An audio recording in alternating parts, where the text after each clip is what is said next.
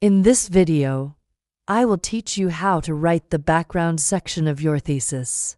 The background section of your thesis comes after the introduction and before the literature review. Its purpose is to lead the reader to the research problem. In this video, I will teach you what to write, why it is important to write it, and how to write it.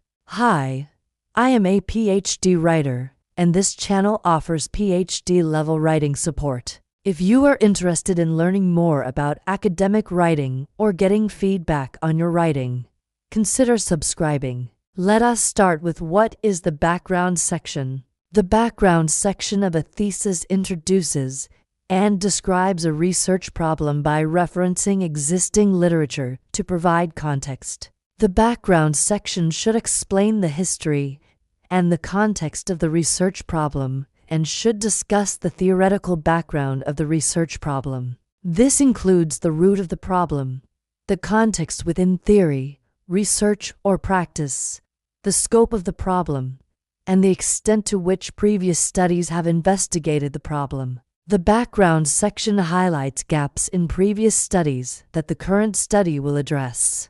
The background section of a thesis does not replace the literature review. Rather, it places the research problem in a specific context and suggests a plan for its solution. The background section expands upon key points from the introduction and helps readers understand what was known about the topic before the current study. A sufficiently detailed background provides readers with essential context for understanding the research problem and its significance. It allows the reader to grasp the essence of the issue under investigation, without having to wade through the extensive details provided in the literature review. Providing sufficient background information demonstrates your understanding of the research problem and builds confidence in your analysis and findings. Because the background section comes before the literature review, it provides an overview of what is known before exploring the nuances of the topic in greater detail. Why is the background section important?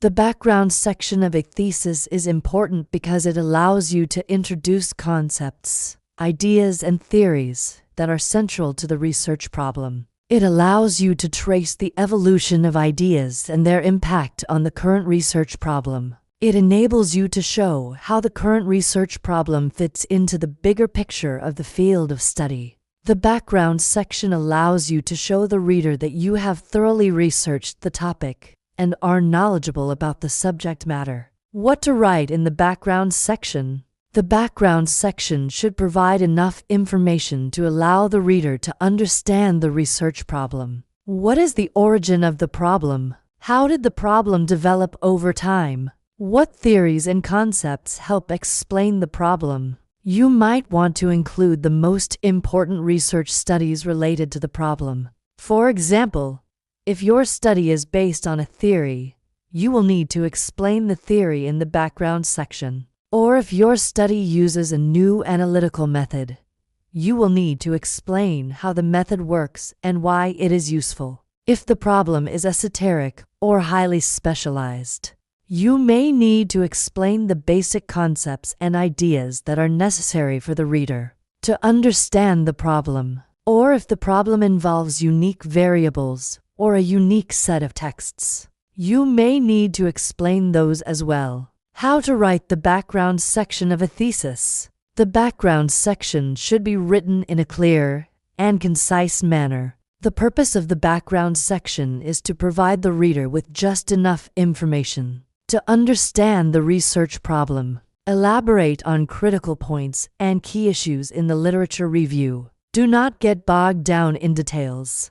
Do not include lengthy explanations or in-depth discussions of specific studies in the background section. Save these for the literature review. Here is a list of guidelines to follow when writing the background section. 1. Explain unfamiliar concepts, terms, theories, or ideas. Define concepts, terms, theories, and ideas that the reader may not be familiar with. This is particularly important if you are working in an interdisciplinary field where different terms and concepts are used by different disciplines. For example, If your study examines the relationship between two concepts from different disciplines, you will need to explain both concepts and how they relate to each other. 2.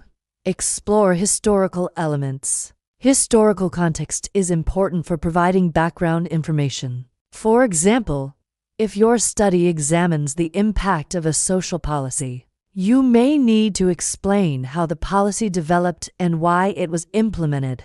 Historical context can also be helpful for laying a foundation for current issues. For example, if your study examines the current state of a particular issue, you may need to first explain how the issue developed over time. 3. Explain theories, concepts, or ideas borrowed from other disciplines. If your study draws on theories, concepts, or ideas from other disciplines, you will need to explain them in the background section. For example, if your study uses a theory from sociology to analyze a literary text, you will need to explain the theory and how it can be applied to literature. 4. Provide additional explanation. If the study is unusual in some way, for example, if it uses a new analysis method, deals with an esoteric problem, unique variables, or a unique set of texts, you may need to provide more explanation in the background section. 5.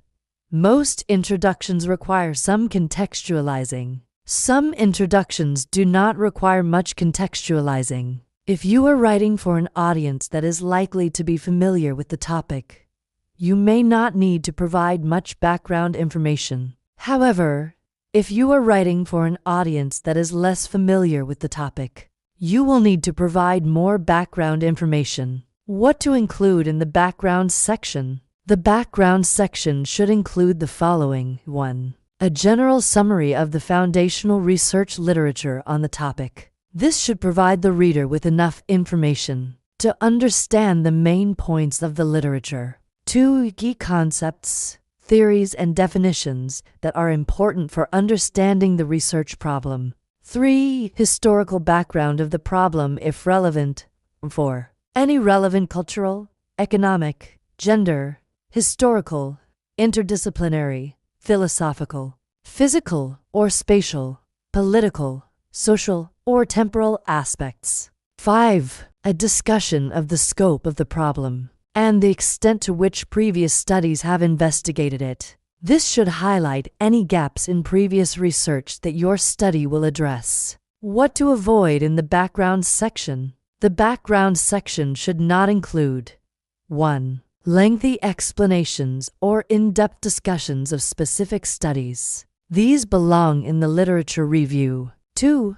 Unnecessary jargon or technical terms. 3.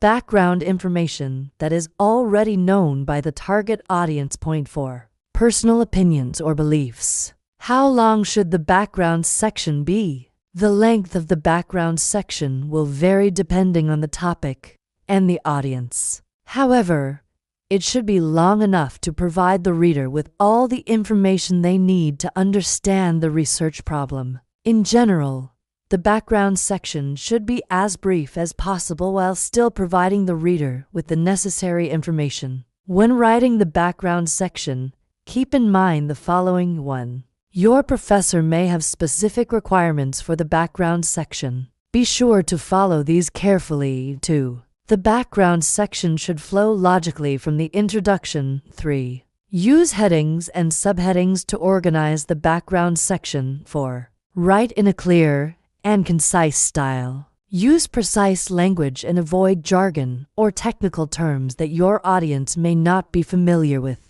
5. Make sure that all of the information in the background section is relevant to the research problem. 6. Cite all sources properly. Use a citation management software to avoid manual labor. 7. Revise and edit carefully. Check for grammar, spelling, and punctuation errors. Ask someone else to read the background section and provide feedback. The background section of a thesis provides the reader with essential context for understanding the research problem and its significance. It allows the writer to demonstrate their understanding of the topic and build confidence in their analysis and findings. by providing a clear and concise overview of the topic. The background section sets the stage for the rest of the thesis. If you want to learn how to write other sections of the thesis, comment below. I will try my best to respond to your questions. Thank you for watching.